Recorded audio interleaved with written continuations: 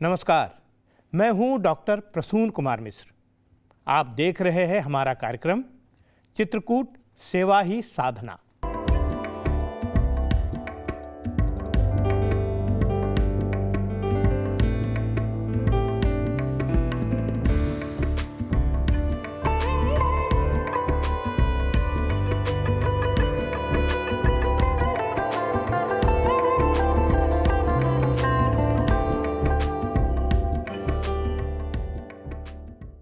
चित्रकूट में भगवान श्री राम ने वनवास के 11.5 वर्ष बिताए थे।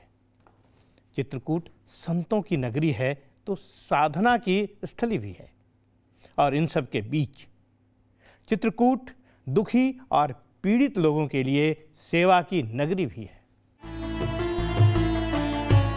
यहाँ त्रेता युग में भले ही भगवान श्री राम ने वनवास के 11.5 वर्ष बिताए हों, लेकिन सर्वाधिक मंदिर और मूर्तियां हनुमान जी की ही हैं, क्योंकि उन्होंने श्री राम की सेवा में स्वयं को समर्पित कर दिया था।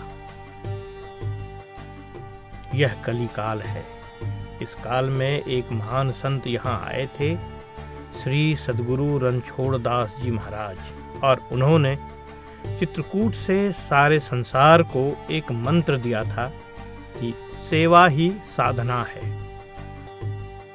नर में नारायण का रूप देखने वाले इहलोक और परलोक जैसी हर अवस्था से ऊपर होते हैं। दादाजी के अनुसार जो गुरुदेव की आज्ञा थी, उसको उन्होंने 4 A's में डिवाइड किया था। उसका पहला A है अन्न, फिर आरोग्य, फिर अक्षर ज्ञान और फिर आचरण। गुरुदेव हमेशा कहते थे कि भूखे पेट कोई भजन नहीं कर सकता, और वो कहते थे कि ईंट पे ईंट मत रखो, रोटी पे रोटी रखो। दादाजी खुद कहते थे कि ऐसा था कि गुरुदेव वेट ही कर रहे थे उनके लिए। तो जब वो आए तब उन्होंने कहा, अरविंद तू आया। तो आई थिंक ये संजोग भगवान ने ही बनाया था कि पहले गुरुदेव निमित्त बने और फिर अरविंद भाई निमित्त बने, और उस टाइम से उनका जुड़ाव हो गया गुरुदेव से, और उन्होंने अपनी पूरी ज़िंदगी सद्गुरु सेवा संघ को समर्पित की। भगवान श्री राम ने सेवा को सर्वोपरि कहा था। ना तो हम कामये राज्यम, ना स्वर्गम, ना पुनर्भवम, कामये दुखताप्ता नाम, प्राणिनाम आर्तनाशनम। अर्थात ना तो मुझे राज्य की कामना है और ना ही स्वर्ग की कामना है, मोक्ष की भी कामना नहीं है।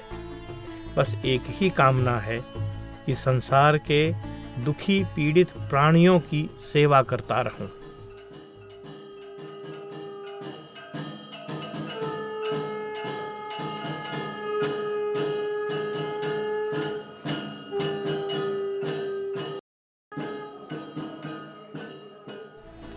संत श्री सद्गुरु रणछोड़ दास जी महाराज ने भी सेवा को ही साधना माना। वे जहाँ जहाँ रहे दुखी पीड़ित लोगों की सेवा ही करते रहे। चित्रकूट में उन्होंने नेत्र रोगियों की आंखों में प्रकाश भरने की पहल की, और अरविंद एन मफतलाल ने इस पहल में अग्रणी भूमिका निभाई। 80 के दशक में यहाँ नेत्र चिकित्सालय की स्थापना हो गई। गुरु शिष्य का यह मिलन सेवा के क्षेत्र में क्रांतिकारी बन गया। इन्होंने यहाँ श्री सद्गुरु सेवा संघ ट्रस्ट की स्थापना की। आज विशद मफतलाल सपरिवार सेवा में लगे हुए हैं।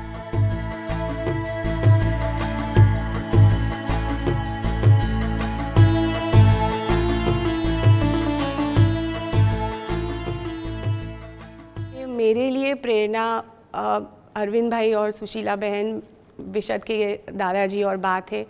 मैंने उनको सब सुविधा के साथ ऐसे राजमहल में मुंबई में जीते हुए देखा था। जब मेरी शादी हुई और वो लोग मुझे यहाँ लेके आए तो मुझे बड़ा आश्चर्य होता था, क्योंकि मैं भी बहुत छोटी थी कि जो लोग के पास इतनी सुविधा है वो वहाँ बैठ के भी कुछ भी कर सकते हैं, यहाँ आते हैं, इतना श्रम करते हैं, इतना काम करते हैं, इतना टाइम देते हैं। तो उस टाइम से आई थिंक मेरे मन में ये विचार हमेशा बैठ गया कि जो करना है वो खुद ही करना है। दादाजी ने हमें हमेशा बताया था कि ऑफिस में बैठ के चेक तो कोई भी लिख सकता है, लेकिन अगर तुम्हें सेवा करनी हो तो तन से सेवा करो, जाओ, अपना टाइम दो, अपना समय दो, अपना मन दो, उससे ही तुम्हारा उद्धार होगा। 1974 में मेरा जन्म हुआ। मैं इस क्षेत्र में 1977 से आ रहा हूँ। तो मेरी दादी माँ और दादा के प्रेरणा से और वो बचपन से मुझे यहाँ लेके आते हैं, तो इससे मैं भी यहाँ इस कार्य में जुड़ गया। तो 1950 में गुरुदेव एक्चुअली चित्रकूट में रहते थे। वो मंदाकिनी के सती अनसुईया और वनों में रहते थे गुरुदेव। तो उस समय उन्होंने जब शाम का समय था वो वहाँ बैठे थे और एक बुज़ुर्ग वहाँ से चल रहा था, वो गिर पड़े उनके सामने। तब उनको पता चला कि इन्होंने पत्थर देखा नहीं और ये पत्थर देखने का कारण था कि उनको मोतिया का प्रॉब्लम था। तो उनको उस समय से ये जागरूक हुआ कि ऐसा पिछड़ा हुआ जगह चित्रकूट में एक दिन एक ऐसी सुविधा हम करेंगे कि ऐसे गरीबों को यहाँ की जांच होए और ऑपरेशन होए। तो ये हिस्ट्री है कि 1950 में ये जो इंसिडेंट हुआ, उसके बाद 1970 में शिलान्यास हुआ यहाँ पहले अस्पताल का, जो 12 बेड का था।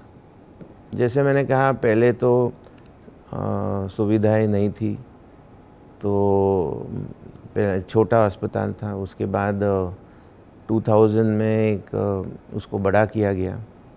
पहले टेम्परेरी वार्ड्स रहते थे मरीजों के लिए, और तभी ज़्यादा करके ऑपरेशन होते थे सर्दियों के दिनों में। आज की स्थिति ये है कि एक वर्ल्ड क्लास हॉस्पिटल हो गया है। यहाँ ऑलमोस्ट 26 ऑपरेशन थिएटर्स है। एशिया में I think one of the biggest I hospitals एक क्षेत्र में, और ऑलमोस्ट 2500 बेड का है, 2 अस्पताल मिला के। और अभी 100 बेड का हॉस्पिटल काशी में भी बन रहा है। Best medicine, best operation theatres, best doctors, equipments, world class equipments यहाँ आते हैं, क्योंकि यहाँ स्केल बहुत बड़ा है। चित्रकूट का नेत्र चिकित्सालय इस संसार का अनूठा नेत्र चिकित्सालय है। यह विश्व स्तरीय है, लेकिन एक संस्थान में जितने ऑपरेशन यहाँ होते हैं उतना कहीं नहीं। श्री सद्गुरु नेत्र चिकित्सालय में 26 मॉड्यूलर ऑपरेशन थिएटर हैं। जैसा कि आपने देखा यहाँ पर कि विश्व में जो सद्गुरु नेत्र चिकित्सालय के नाम से लोग जानते हैं, बहुत विख्यात है। जहाँ पर अभी आपने जो अभी साल गया उसमें 1,65,000 ऑपरेशन हुए। ये विश्व में अपने आप में एक सिंगल इंस्टीट्यूट में कहें तो बहुत आगे है। कहने का तात्पर्य, जहाँ हाई क्वांटिटी है वही हाई क्वालिटी है, लो कॉस्ट है और अपने पैरों पर भी खड़ी। इतना विशाल और अत्याधुनिक सभी टेक्नोलॉजी और सुविधाओं से लैस एकमात्र नेत्र चिकित्सालय है जो कोल, व्हील और वनवासियों एवं अन्य गरीब लोगों को ध्यान में रखकर बनाया गया है। ऐसे लोगों के लिए यह पूरी तरह निःशुल्क है। इनकी चिकित्सा के लिए वाहनों की भी निःशुल्क ही व्यवस्था की गई है। श्री सद्गुरु नेत्र चिकित्सालय के डायरेक्टर अपने सांगोपांग जीवन के बारे में कई बातें बताते हैं। जब किए थे तब मैं 9 साल का था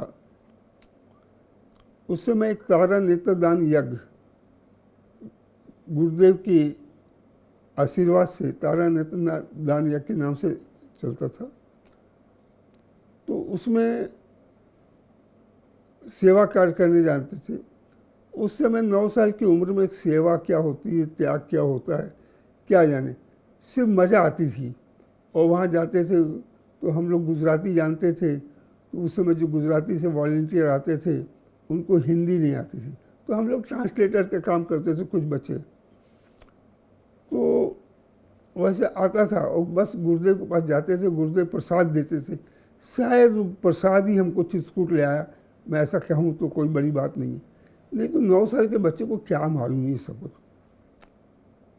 और दूसरी बात, मुझे बचपन से ही कहें या मैं जब 8th स्टैंडर्ड 9th स्टैंडर्ड का था तब मेरे को चित्रकूट बहुत प्यारा था। और मैं परिक्रमा करने आता था, और परिक्रमा करने इसलिए आता था कि बस यहाँ पे आता था और पेड़ा खाता था वो रास्ते में, और मूंगड़ी भजिया। तो पता नहीं क्या था, हमें भी नहीं मालूम कि ऐसा क्यों अटैचमेंट था, क्या था। मुझे कभी ये नहीं मालूम था कि मैं डॉक्टर बनूंगा। उस समय मुझे ये नहीं मालूम था कि कभी चित्रकूट में अस्पताल बनेगी या तो कुछ प्रारब्ध होगा, मेरे अगले जन्म के पुण्य होंगे, परिवार का आशीर्वाद होगा, गुरुदेव का आशीर्वाद होगा। तो सन 1974 में मेरी मुलाकात जो यहाँ पर जो डॉक्टर साहब थे, डॉक्टर जुबन पुत्रा, उनकी मुलाकात मेरी रीवा में जब मैं पढ़ता था तब हुई, और सतना में। और उन्होंने कहा एक डॉक्टर की ज़रूरत है। तो मेरी इंटर्नशिप चल रही थी, मैं आया और मैं लगभग 15 दिन से 20 दिन यहाँ रहा। बहुत मुझे आनंद आया, मज़ा आई। फिर मुझे पोस्ट ग्रेजुएशन पीडियाट्रिक्स मिल गया एमडी के लिए, लेकिन कुछ प्रारब्ध को मंजूर नहीं होगा, वो मैंने छोड़ा। फिर मैं यहाँ आ गया 74 में। और मुझे चित्रकूट, मैंने पहले ही बताया, को बहुत प्रिय था। और फिर मैं यहाँ से मुंबई गया। मुंबई से मैंने पोस्ट ग्रेजुएशन किया ऑप्थेल्मोलॉजी में। और वो दिन से लेकर आज तक, कहने का तात्पर्य 51 साल हो रहे हैं, और मुझे इतना आनंद आया कि मैं उसका वर्णन शब्दों में नहीं कर सकता। चित्रकूट और उसके आसपास बीहड़ में रहने वाले गरीबों के लिए वरदान बन गया है सेवा और साधना का यह आयाम। नेत्र चिकित्सा के साथ साथ यहाँ सामान्य अस्पताल भी है, जहाँ कई प्रकार के रोगों की चिकित्सा की जाती है। इसके साथ ही यहाँ एक प्रसव विभाग भी काम कर रहा है। जनरल हॉस्पिटल के माध्यम से यहाँ के इस क्षेत्र के लोगों को जनरल मेडिसिन की बात करूँ, जनरल सर्जरी की बात करूँ, गायनी ऑब्स्टेटिक की बात करूँ, ऑर्थोपेडिक की बात करूँ, नेचुरोपैथी है, फिजियोथेरेपी, कहने का मतलब सभी तरह का। और समय समय पर बाहर से जो डॉक्टर कैंप लगाने आते हैं, जैसे कार्डियक कैंप है, ऑर्थोपेडिक कैंप है, न्यूरोलॉजिकल कैंप है, ये समय समय पर चलते। तो इस चित्रकूट के लोगों को इसका बहुत बड़ा फ़ायदा मिलता है। सदगुरु सेवा संघ ट्रस्ट में एक हमारा जो जनरल हॉस्पिटल है वो भी पिछले विगत 50 वर्षों से सेवाएं दे रहा है, जहाँ पर हम obstetric gynaecology department, orthopaedic department, critical care department एवं ऐसे अनगिनत जो हमारी जनरल हॉस्पिटल की सुविधाएं हम लोग इस अंचल में दे रहे हैं, जिसमें सबसे प्रमुखतः हम जनरल सर्जरी और लैप्रोस्कोपिक सर्जरी की बात करें, इस क्षेत्र के लिए बहुत बड़ा वरदान है। आधुनिक चिकित्सा व्यवस्था में चलने के लिए कंप्यूटर की बेहतर जानकारी होना बहुत आवश्यक है। इस कारण श्री सदगुरु सेवा संघ ट्रस्ट ने कंप्यूटर ट्रेनिंग सेंटर की स्थापना की। उसी तरह चिकित्सालय में नर्सों की भी आवश्यकता होती है। इसके लिए यहाँ नर्सिंग सेंटर है जहाँ इन्हें प्रशिक्षण दिया जाता है। साथ ही यहाँ एक वोकेशनल सेंटर भी है। यहाँ प्रशिक्षण लेने वाले प्रशिक्षु आगे चलकर चिकित्सकों के कार्यों में सहायता करते हैं।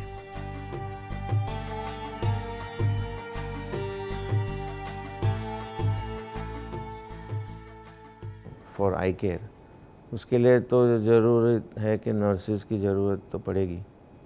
अभी इतना स्केल पे ये कार्य हो रहा है, ऑलमोस्ट 2-2.5 लाख ऑपरेशन होते हैं, तो ये पूरा एक यूनिट बन जाता है। नर्सिंग का इम्पोर्टेंस है, पैरामेडिकल का इम्पोर्टेंस है, हाउसकीपिंग का इम्पोर्टेंस है।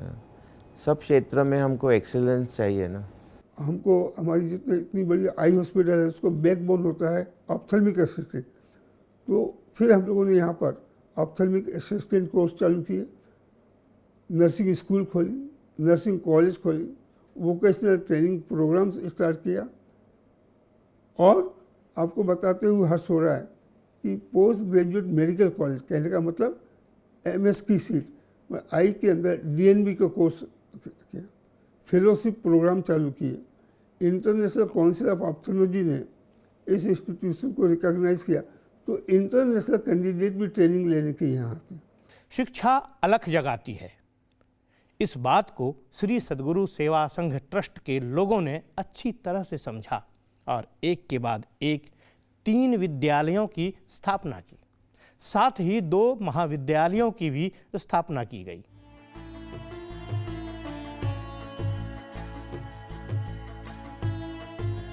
चिकित्सा के साथ साथ शिक्षा भी कई स्तर पर जुड़ी हुई है। एक तो चिकित्सा सेवा में जुटे कर्मचारियों के बच्चों के लिए अच्छे शिक्षा संस्थान की आवश्यकता थी, और दूसरे वैसे चिकित्सक जो बाहर से आकर यहाँ सेवा दे रहे हैं उनके बच्चों के लिए शिक्षा संस्थान की आवश्यकता। ट्रस्ट ने इस विषय में ठोस कदम उठाए। पहले यहाँ हिंदी माध्यम का एक विद्यालय आरंभ हुआ। दूसरी परिभाषा क्या होगी कि कविता लागती लटपटी कट बैरिनी की नागिनी सी रुद्र ही रिझावे दे मुंडन के माल को लाल थितिपाल छत्रसाल महाबाहुबली कहाँ ले बखान कर तेरी करवाल को प्रतिभा कटक कटीले के ते काटी काटी काली काफी कले की कलेऊ दे निकाल। यहाँ पर हिंदी मीडियम स्कूल स्टार्ट करें, और वहाँ उस समय तो स्टाफ बहुत कम था, तो 15-20 बच्चों के साथ स्कूल की शुरुआत की, और वो स्कूल में आज 1500 बच्चे पढ़ रहे हैं। छोटी सी स्कूल की शुरुआत की, 12 बच्चों से स्कूल की शुरुआत की एक कमरे के अंदर, और तभी 12 बच्चे से लेके आज वही स्कूल कम से कम हिंदी मीडियम स्कूल 1500 बच्चे वहीं पे पढ़ रहे हैं ऑलरेडी, और नर्सरी से लेके 12th तक है। इसके बाद अंग्रेजी शिक्षा को ध्यान में रखते हुए अंग्रेजी विद्यालय की स्थापना की गई। विद्यालय का एक बड़ा सा प्रांगण है, भव्य परिसर है, विद्वान शिक्षक हैं और शिक्षा का स्वरूप उदात्त है। अब ये बात आई, अब हमको डॉक्टरों को रिटेन करना है, स्टाफ को रिटेन करना है, तो फिर इंग्लिश मीडियम CBSE कोर्स चालू किया, उसमें से भी 1500 बच्चे। यहाँ एक संस्कृत महाविद्यालय भी है और गुरुकुल के समान छात्रगण यहाँ शिक्षा पाते हैं। साथ ही इस परिसर में एक संगीत महाविद्यालय भी है, जहाँ छात्रगण संगीत का प्रशिक्षण लेते हैं। हरि मंदिर मिद मखर शरीरम धन शक्ति जन सेवायै यत्र चक्रीणायै वनराजा धेनुर्माता परम शिवा नित्यं प्रातः शिव गुणगानम दीपनुति खलु शत्रुपरा। ये भी गुरुदेव से ही प्रेरणा मिली कि वो चाहते थे कि भविष्य में मीन्स आज के ज़माने में लोग संस्कृत और अपने संस्कार दोनों भूल जाएंगे, तो उसको जागरूक रखने के लिए ये संस्कृत पाठशाला जो कर्मकांडी और वेदों और अलग अपने जो शास्त्र वो पढ़ाते हैं। गाथाम गायति कविवाणी गंगा जलमिव नित्य निर्मलम ज्ञानम संसति अतिवाणी यत्र च बाला देवी स्वरूपा बालः सर्वे श्रीरामा।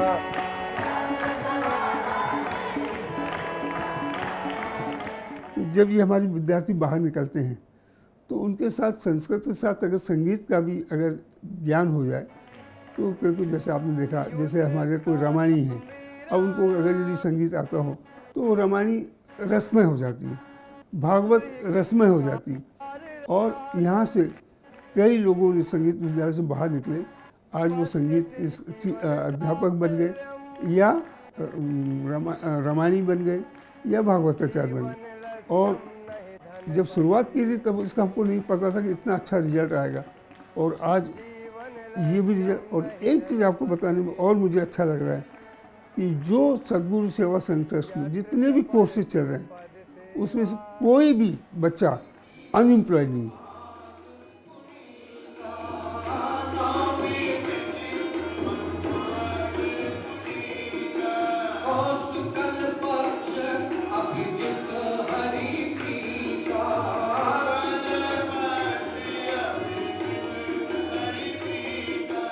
धीरे धीरे 100-150 बच्चे आजकल संगीत सीख रहे हैं।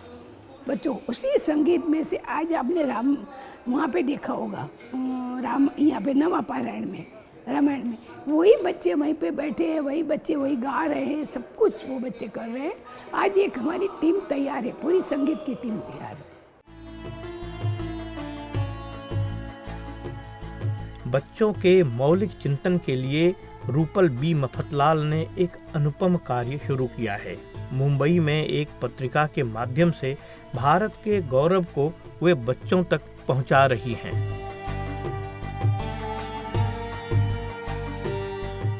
हमने यहाँ अलग अलग चीज़ें कवर करने की कोशिश की है। तो इंडियन सिविलियन अवार्ड्स के बारे में हम बात करते हैं जो आजकल के बच्चे बहुत जानते नहीं हैं, तो और हमारे ऋषियों के बारे में हम बात करते हैं। थोड़े एक्टिविटी के पेजेस हैं। जूनियर एक्सप्लोरर्स नाम से करके एक सेक्शन है जहाँ पे हम अपने देश में ट्रैवल करने की प्रेरणा देते हैं बच्चों को। बाहर गांव तो सबको जाना रहता है, लेकिन इंडिया में हम कहाँ जा सकते हैं। सेवा एक ऐसा शब्द है जिसके आगे संसार नतमस्तक है। श्री सद्गुरु नेत्र चिकित्सालय के डायरेक्टर डॉक्टर बुधेंद्र कुमार जैन श्री सद्गुरु रणछोड़ दास जी की प्रेरणा से यहीं नेत्र चिकित्सालय में सेवा करते रहे। धीरे धीरे उनके कार्यों का स्वरूप नेत्र चिकित्सालय के रूप में दिखने लगा और वर्ष 2025 में भारत सरकार ने श्री सद्गुरु नेत्र चिकित्सालय के डायरेक्टर डॉक्टर बुधेंद्र कुमार जैन को पद्मश्री से सम्मानित किया।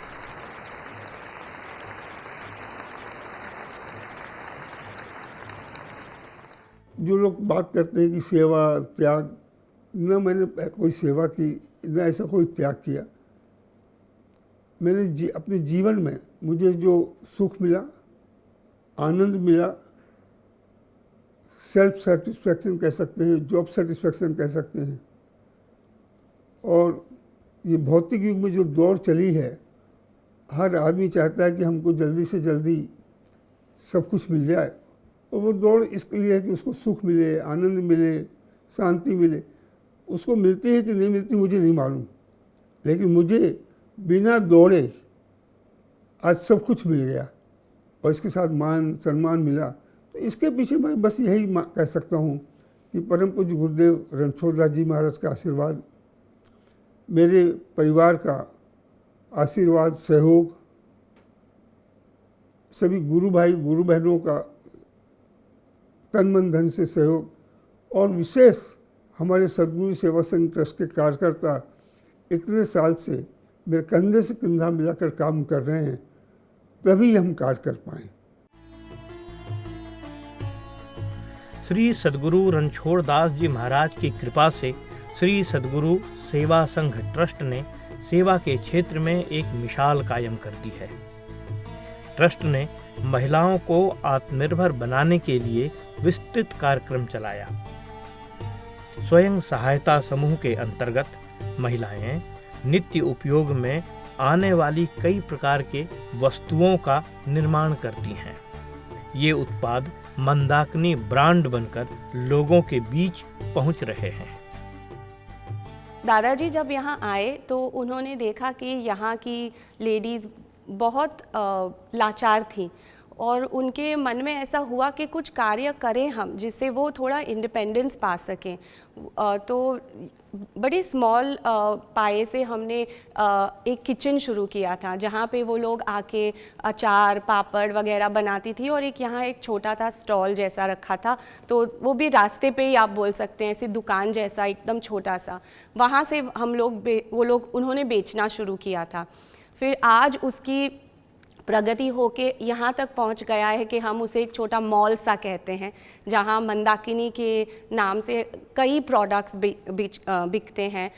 जो हमारे गौशाला में भी बनाते हैं जो प्रोडक्ट्स, वो सब मंदाकिनी के नाम से बिकते हैं। और जो लेडीज़ यहाँ पे आती हैं वो अपना टाइम और समय देती है और उनसे उनको जो भी एम्पावरमेंट मिलता है वो हमें देख के बहुत खुशी होती है। 26-27 साल हो गए महिला समिति की शुरुआत। तो हमारे चेयरमैन अरविंद मफतलाल जो भूतपूर्व चेयरमैन थे, उनकी बहुत इच्छा थी कि महिलाओं को आगे बढ़ाया जाए, उसको मोटिवेट करके उसको महिलाओं को कुछ भी रोजगारी मिलना चाहिए।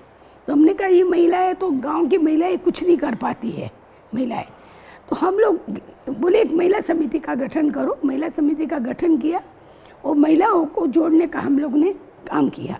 उसमें लगभग शुरुआत में 150 महिलाएं काम कर रही थी और अभी लगभग वही 100-125 महिलाएं ऑलरेडी मतलब काम कर रही है। और शुरुआत में महिलाओं को छोटी छोटी चीज़ से जैसे पापड़ अचार मसाले सब चीज़ सिखाया गया। आज महिलाएं सब कुछ बना लेती हैं। भारत में गायों को विशेष स्थान प्राप्त है। श्री सद्गुरु सेवा संघ ट्रस्ट ने गायों की देखभाल के लिए अनूठी प्रक्रिया अपनाई है। यहाँ कई प्रकार की गायें हैं जिनका पालन पोषण किया जाता है। भारत में गाय हमारे जीवन से जुड़ी हुई है। माँ के दूध के अतिरिक्त नवजात को यदि आवश्यकता हो जाए तो देसी गाय का दूध ही दिया जा सकता है। इसलिए हर भारतीय गाय नहीं गौ माता कहता है। श्री सद्गुरु सेवा संघ ट्रस्ट में दूध देने वाली गायें बड़ी संख्या में हैं, जिससे यहाँ रहने वाले लोगों के लिए दूध की आपूर्ति की जा सके। साथ ही यहाँ लगभग 1200 ऐसी गायें हैं जिन्होंने अब दूध देना बंद कर दिया है। ऐसी गायों की सेवा करना बहुत बड़ी बात है। इन गायों के मूत्र का उपयोग कृषि के लिए, गोबर का उपयोग जलावन के लिए किया जाता है। ये देखिए उपला या कंडा बनाने की एक अद्भुत टेक्नोलॉजी।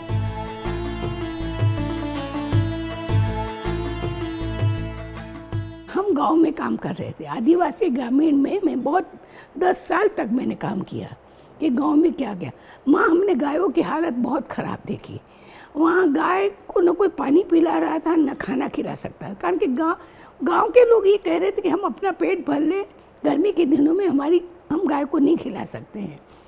तो गाय की जो हालत हमने देखी है, वहाँ कोई मर रही है, कोई पड़ी हुई है सब। तभी मैंने अरविंद भाई से और डॉक्टर साहब से सबसे बात किया, ट्रस्टियों से, जब चित्रों अपने ट्रस्ट में इतनी सेवा हो रही है तो एक गौ सेवा क्यों न हो।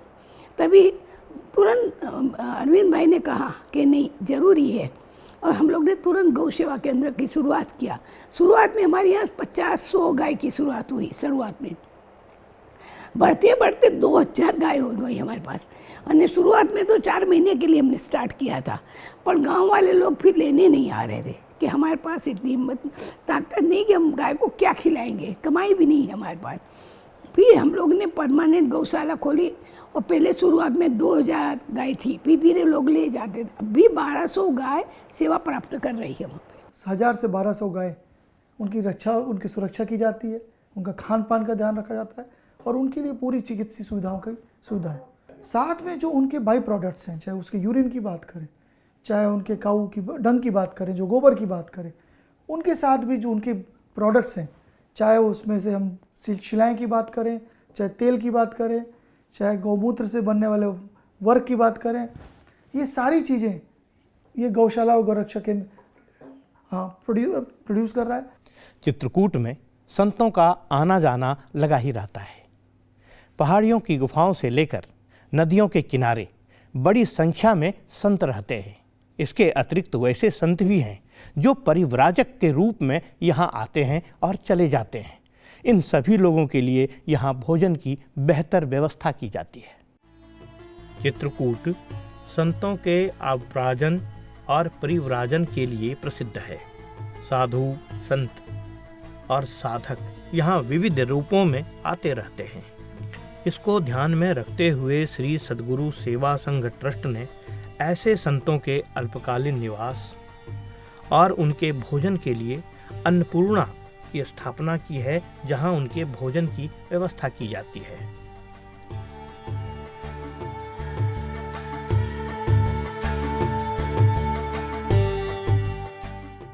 सामान्यतया भोजन की व्यवस्था निःशुल्क है, लेकिन यदि कोई देना चाहे तो मात्र 5 रुपये ही देय हैं।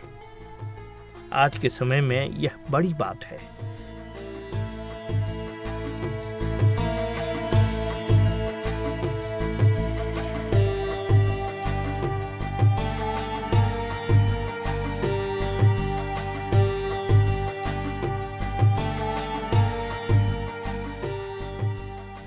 यहाँ पर भोजन बनाने के लिए गोबर गैस का उपयोग किया जाता है।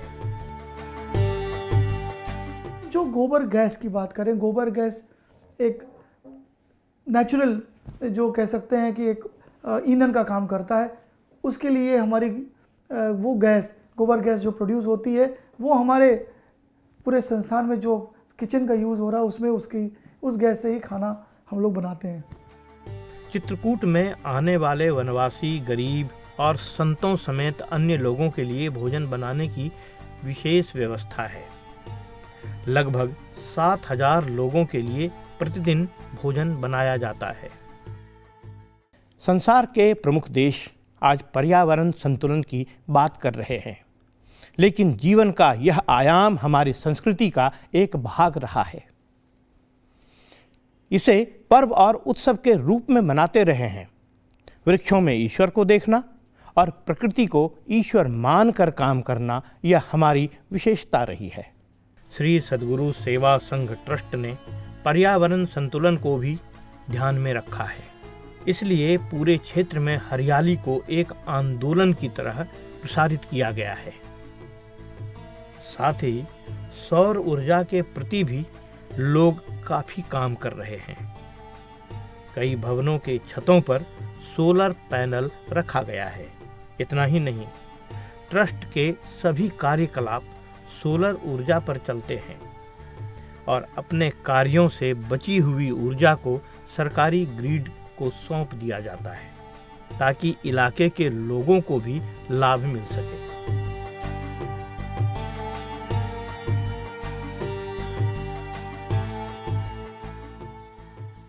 एनवायरमेंटल प्रिजर्वेशन, 1 मेगावाट का सोलर प्लांट है। गर्मी के समय पे कई बार हमारे पास सरप्लस इलेक्ट्रिसिटी होती है तो हम ग्रिड को भी वापस देते हैं।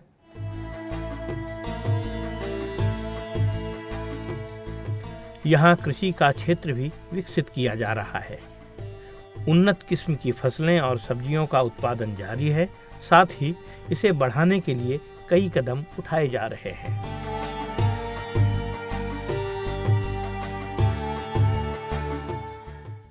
जिस तरह ये 200 एकड़ का ये कैंपस है, जहाँ अभी तो इतने बिल्डिंग्स आ चुके हैं, इतने हॉस्टल्स हैं, जहाँ भी हमें ग्रीन जगह मिले वहाँ हम फॉरेस्ट और agriculture, flowers, fruits, organic grow करना चाहते हैं। अनंतपुर में हमारे कैंपस अबाउट 70 एकर्स का है, वहाँ भी गेहूँ और दूसरे फ्रूट्स और वेजिटेबल्स ग्रो करते हैं। तो ये एक तरह का एक होलिस्टिक इकोसिस्टम बन गया है। जंगल तैयार कर रहे हैं ताकि आज हमारी प्रकृति को हम बचा सकें, और साथ में और हम कैसे इस पूरे संस्थान को और पूरे एरिया को हम कैसे ग्रीन फील्ड में कन्वर्ट कर सकें।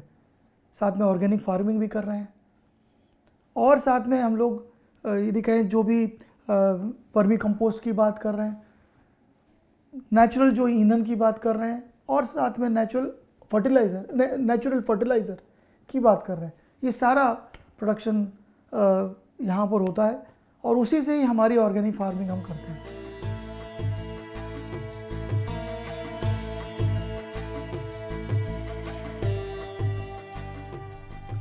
चित्रकूट में श्री सद्गुरु सेवा संघ ट्रस्ट की ओर से कई कार्यक्रम चलाए जा रहे हैं। नेत्र चिकित्सालय के साथ साथ विद्या के केंद्र, संगीत के केंद्र, संस्कृत के केंद्र, अलग अलग प्रशिक्षण केंद्र, इन सब के लिए आसपास के लोगों को, विशेषकर युवा वर्ग को कार्यों से जोड़ा गया है। इस क्षेत्र से पलायन नहीं हो रहा है। आज श्री सद्गुरु सेवा संघ ट्रस्ट अपने विभिन्न प्रकल्पों के माध्यम से, चाहे स्वास्थ्य हो, शिक्षा हो, महिला सशक्तिकरण हो, गौ रक्षा हो और एनवायरमेंटल कंजर्वेशन हो, इनके साथ साथ में एक बहुत बड़ा योगदान जो हमारे रूरल यूथ हैं, जो हमारे रूरल भाई और बहन हैं, उनके लिए एक एम्प्लॉयमेंट जनरेशन के लिए भी एक माध्यम है। आज इस यूथ को यदि हमने एम्प्लॉयमेंट आज यहाँ पर दी, आज उनको आजीविका के लिए यहाँ पर मौका दिया है, तो कहीं ना कहीं इनका जो पलायन शहरों के हो रहा था उनको भी रोका है। ये एक मॉडल बताने की कोशिश की जा रही है कि एक आई केयर के माध्यम से अब एक पूरे सर्वांगीण गांव का सर्वांगीण विकास कैसे किया जा सकता है, उसका एक बेहतरीन मॉडल हमारा श्री सद्गुरु सेवा संघ ट्रस्ट है। श्री सद्गुरु नेत्र चिकित्सालय में विभिन्न शैक्षणिक आयाम से जुड़े छात्र छात्राएं समय समय पर अपनी सांस्कृतिक पृष्ठभूमि के लिए आगे बढ़कर कार्य करते हैं। रामनवमी पर यहाँ विशेष कार्यक्रम होता है। हजारों लोग भगवान श्री राम के जन्मोत्सव पर दूर दूर से आते हैं। भगवान श्री राम के जन्मोत्सव पर पूरे चित्रकूट को दीपों से सजा दिया जाता है। मंदाकिनी के घाट पर दीप की अवली अर्थात पंक्तियां लगी थी।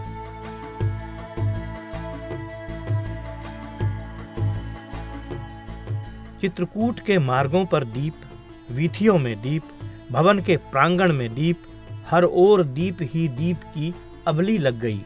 यहाँ तो दीपावली हो रही थी। –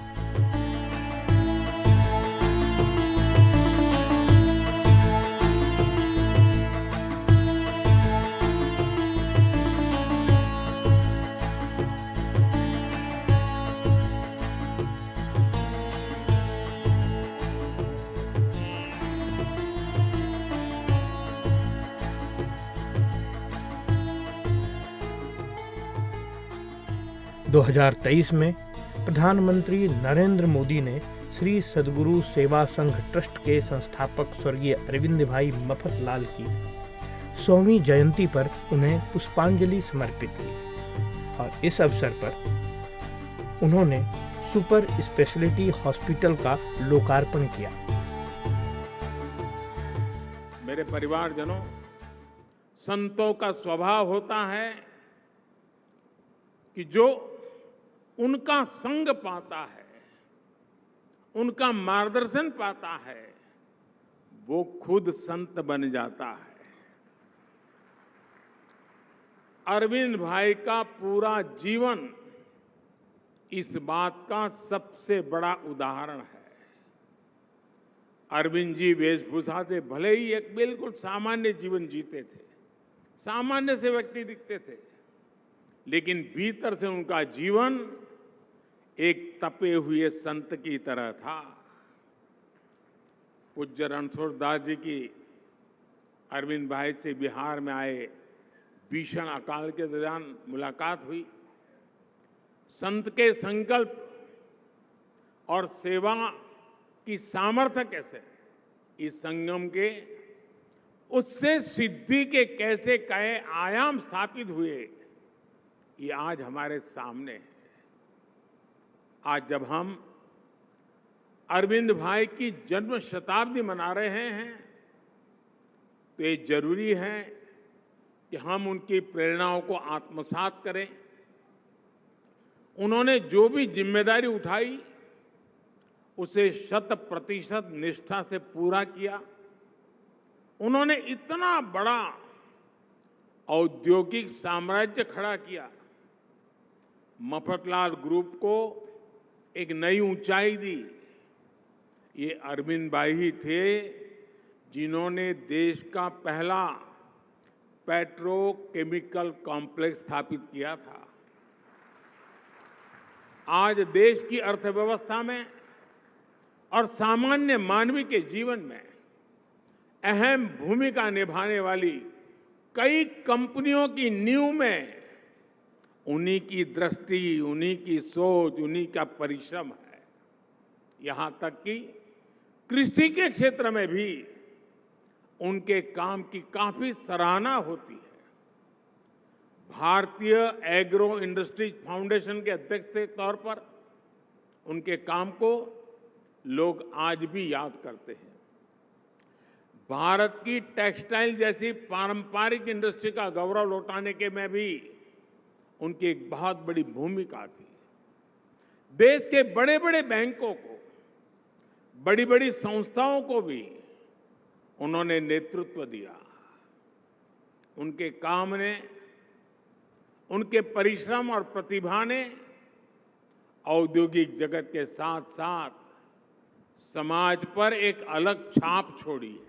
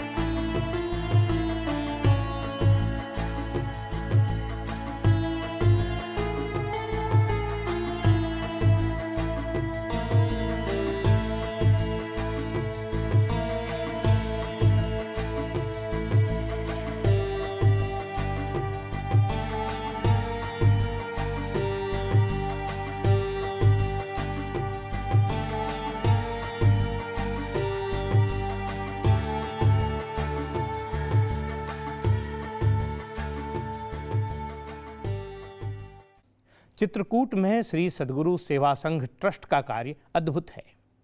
क्षेत्र के गरीब लोगों की चिकित्सा सेवा के साथ साथ यहाँ संत, भक्तजनों, गायों, नर नारायण की सेवा को साधना का स्वरूप माना जाता है। जैसे भगवान श्री राम का आविर्भाव ही हुआ था कि विप्रधेनु सुर संत हिता लिन्ह मनुज अवतार, ठीक उसी तरह श्री सद्गुरु रणछोड़ दास जी ऐसे लोगों की सेवा के लिए चित्रकूट में प्रकट हुए। तो इस कार्यक्रम में इतना ही। हमें दीजिए अनुमति। नमस्कार और आप बने रहिए संसद टीवी के साथ।